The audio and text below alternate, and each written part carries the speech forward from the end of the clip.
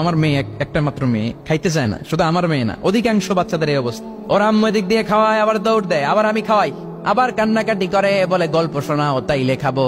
এখন গল্প শোনাইলেও খায় না। বর্তমান সময়ের ছেলে মেয়েগুলো এরকম, এত জ্বালাতন করে। খেতে চায় না তো বলতে হয় বাঘ আসবে বাঘ, সিংহ আসবে সিংহ, সিংহ মামা আসবে, ঘুমাও ঘুমাও। এগুলো আমরা বলি না? বড় দোষী তো তার কি বলেন, বাচ্চা যদি না ঘুমায় না খাইতে চায়, এগুলোই তো বলে। বাঘ আসবে, বিড়াল আসবে। মদিনাতে ওমরে ফারুক যখন খলিফা, মদিনার কোন বাচ্চারা যদি না খেতে চাইতো, না ঘুমাইতে চাইতো, মদিনার মায়েরা বলতো তাড়াতাড়ি ঘুমাও, ওই যে ওমর আসতেছে ওমর। কি শাসক ছিলেন সাইয়েদনা ওমর! সবাই সমান, উনার বিধান উনার রীতি সবার জন্য সমান। মদ খাওয়ার অপরাধে নিজের কলিজার টুকরা ছেলে আবু শাহমাকে 80টা বেত মেরেছে। হাদিসটা দাঈফ, তবে শিক্ষা আছে আমাদের জন্য। 80টা বেত মেরেছে। এক রাতে পাওয়া যায় বেত মেরে ছেলেটাকে আহত করে ফেলেছে, আর এক রাতে পাওয়া যায় পিটাতে পিটাতে ছেলেটাকে দুনিয়া থেকে শেষ করে ফেলেছে। ছেলের মুখে গন্ধ পেয়েছে। আর শরীফটা খামরান, কিরে মদ খাইছস? না বাবা, শরীফ তো নাবিজ, আমি নাবিজ খেয়েছি। নাবিজ খাওয়া যায়।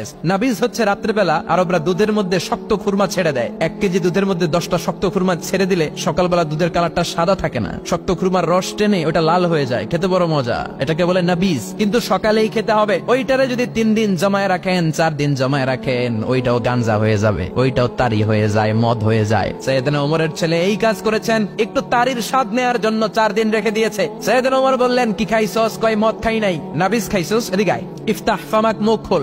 করার পরে মুখের সামনে নাক নিয়ে গন্ধ দেখে, মদের গন্ধ, কলারটা ধরে মসজিদে নববীতে নিয়েছেন। ইন দা মিন টাইম মসজিদে নববীতে জোহরের নামাজ হয়। নিজের ছেলেকে মসজিদে নববীর উস্তুয়ানা বলে, উস্তুয়ানা তু মসজিদে নববী, মসজিদে নববীর পিলারে বেঁধেছেন। যেহেতু উনি খলিফা, মসজিদে নববীর ইমাম, জোহরের নামাজের ইমামতি করলেন। সালাম ফিরালেন, আসসালামু আলাইকুম ওয়া রাহমাতুল্লাহ, আসসালামু আলাইকুম ওয়া রাহমাতুল্লাহ। সালামের পর বললেন, মাকানাকুম ইনদানা হাদ, সুন্নতের পর বসে যাবেন, আমাদের একটা হদ আছে। আল্লাহর দেয়া যে বিধান, বিচার, এটাকে আরবিতে বলে হাদ, প্লুরাল হচ্ছে হুদুদ। আমাদের হুদুদ আছে, মানে গুরুদণ্ড আছে, বসবেন। হাজার হাজার মানুষ সবাই ওযু করে যখন ঢুকতেছিল, দেখে আবু শামা পিলারে বাঁধা। সবাই তো আশ্চর্য, কি আজীব তামাশা, প্রেসিডেন্টের পোলা বাঁধা। নামাজের পরে বাইরে আসার পরে হাজার হাজার মানুষ তাকিয়ে আছে, কানাঘুষা শুরু হয়ে যায়। সবাই বলে কি হয়েছে?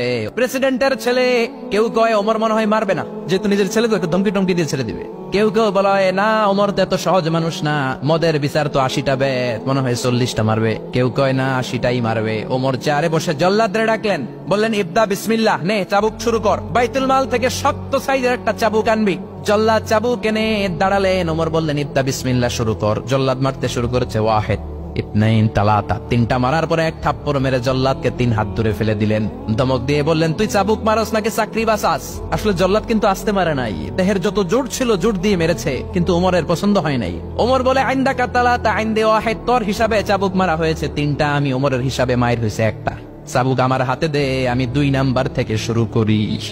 ওমরে ফারুক 2 নাম্বার শুরু করলেন। 2, 3, এক একটা চাবুক মারে, ছুপ ছুপ করে চামড়া ছিলে, রক্তগুলো মসজিদে নববীর বারান্দার পিলারের মধ্যে লাগে। ওমরের চেয়ে শক্তিশালী দ্বিতীয় কোনো পুরুষ মদিনার জামিনে ছিল নাকি?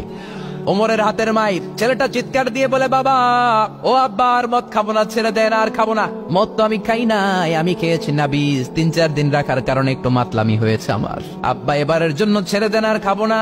ওমরের কঠোর হৃদয়ে কোনো দয়া মায়া আসলে মারতে লাগলেন। এবার আবু শাহমার মা, ওমরের বউ, পায়ের মধ্যে ওমরের পায়ে পড়ে ডেকে বলে, ওমর, আমার কলিজার টুকরা ছেলেটারে মারিস না।